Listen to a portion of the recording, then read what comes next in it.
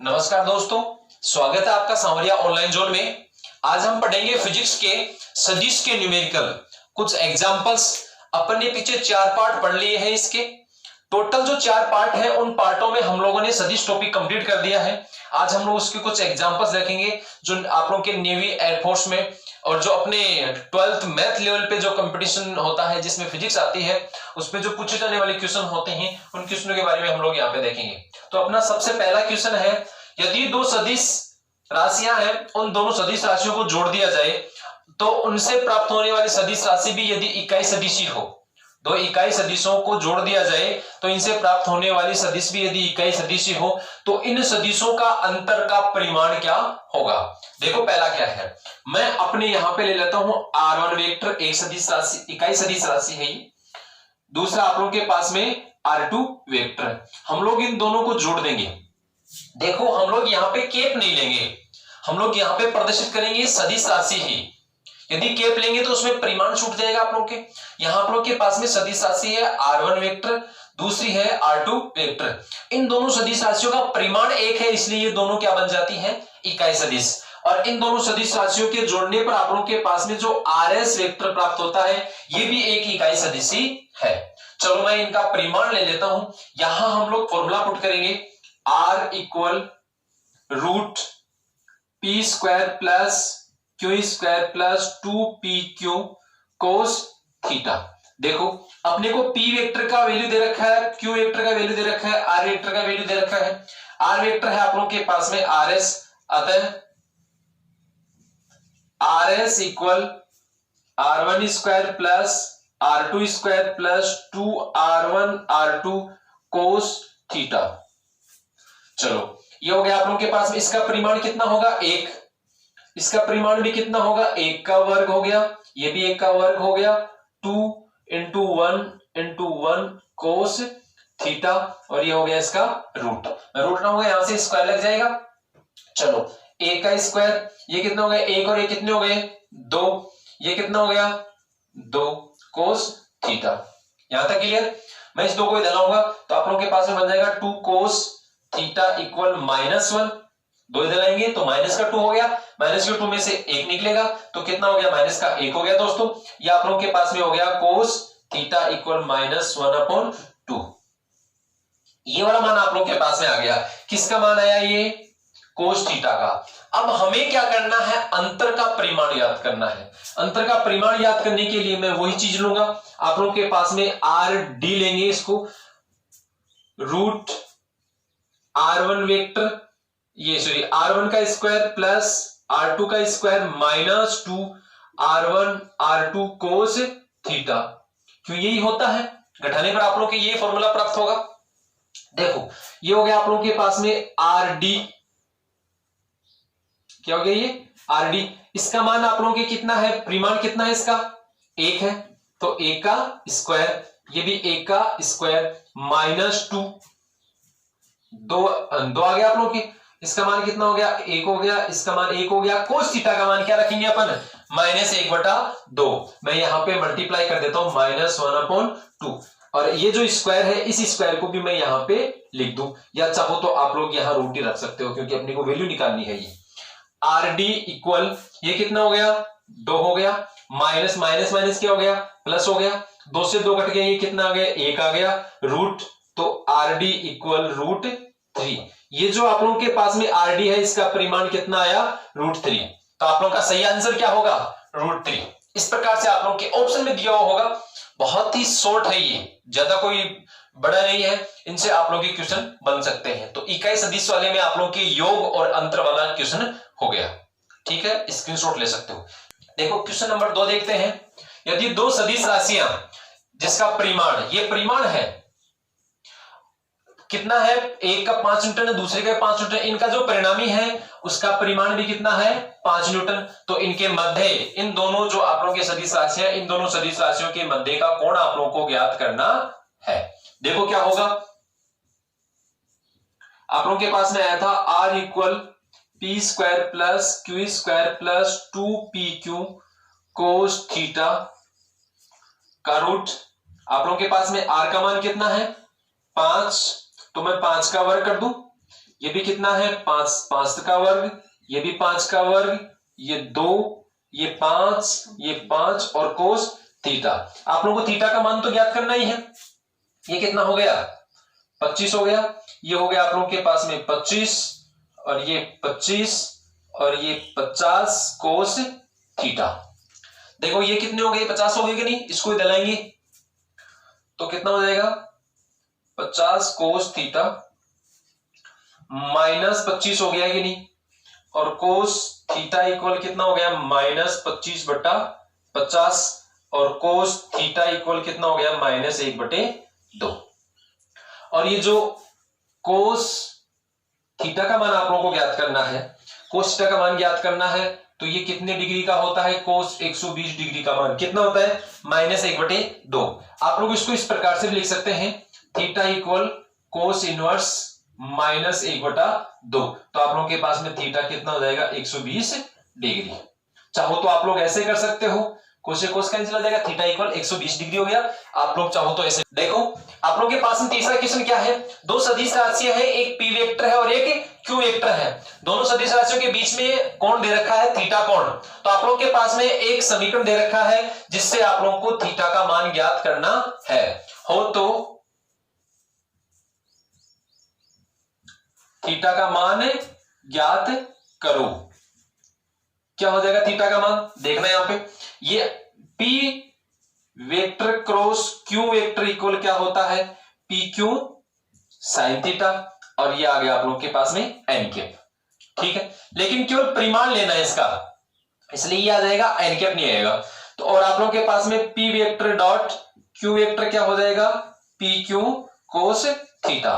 दोनों की वैल्यू यहां समीकरण में पुट करेंगे तो आप लोगों के पास में क्या हो गया पी क्यू साइन थीटा, और ये हो गया 1/√3 पी क्यू कोस थीटा। देखो दोनों पक्षों में आप लोगों के पास में पी क्यू है, दोनों कैंसिल हो जाएंगे, या फिर मैं इसको ऐसे लिख सकता हूं P Q sine theta upon P Q cos theta equal 1/√3। P Q से पी क्यू गया, ये क्या हो गया tan थीटा इक्वल 1/√3 और थीटा इक्वल tan इनवर्स 1/√3।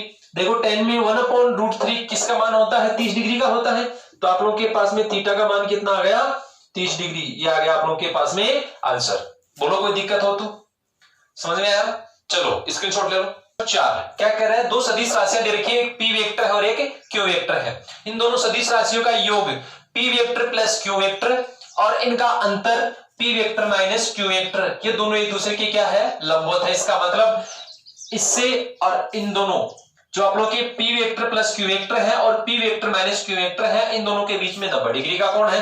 आप लोगों को पता है यदि मैं इसको ऐसे लिखूं जैसे ए वेक्टर डॉट बी वेक्टर, दोनों के बीच में यदि आप लोगों के पास में थीटा का मान 90 डिग्री हो तो क्या हो जाएगा ये ए बी कोस 90 डिग्री होगा, और कोस 90 डिग्री का मान कितना होता है 0 होता है। तो ये वाला पूरा मान क्या हो जाएगा 0। तो ये क्या होगा ए वेक्टर डॉट बी वेक्टर बराबर 0। तो इसी प्रकार से ए वेक्टर की जगह तो क्या है P vector plus Q vector, और बी वेक्टर की जगह है P vector minus Q vector. तो यहां पर के पास में आ जाएगा, देखना P vector plus Q vector dot P vector minus Q vector बराबर 0। ये आप लोगों के पास में वैल्यू आ गई। हम लोग यहां पे इन दोनों को एक जगह करते हैं तो आप लोगों के पास में क्या आता है P square minus Q square बराबर 0। इनका परिमाण लेंगे तो इनका यदि अपन परिमाण लेते हैं, परिमाण लेके यदि हम लोग इनको हल करते हैं तो आप लोग के पास में आ गया P square plus Q square equal 0। ये हो गया आप लोग के पास में P square equal Q square, इसका दोनों का कट गया, P बराबर Q तो P अपॉन Q बराबर 1। इस प्रकार से आप लोग के पास में क्वेश्चन प्राप्त होता है। कोई दिक्कत हो तो बोलो। तो देखो ये पांचवा क्वेश्चन क्या कह रहा है, दो सदिश राशि है, एक ए वेक्टर है और एक बी वेक्टर है। ए वेक्टर की वैल्यू आप लोगों को दे रखी है A vector equal 2ik plus 3jk plus 8kk।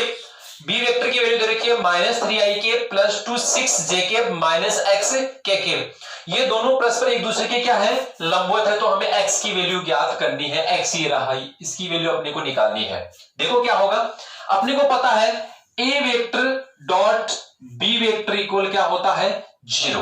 देखो लंबवत है तो हमें एक ऐसी वैल्यू निकालनी है जो हमें ज्ञात हो। इसकी वैल्यू कितनी आएगी 0, इसलिए हम लोग यहां पे डॉट ले रहे हैं। सबसे पहले हम लोग लिखेंगे ए वेक्टर की value 2i plus 3j plus 8k।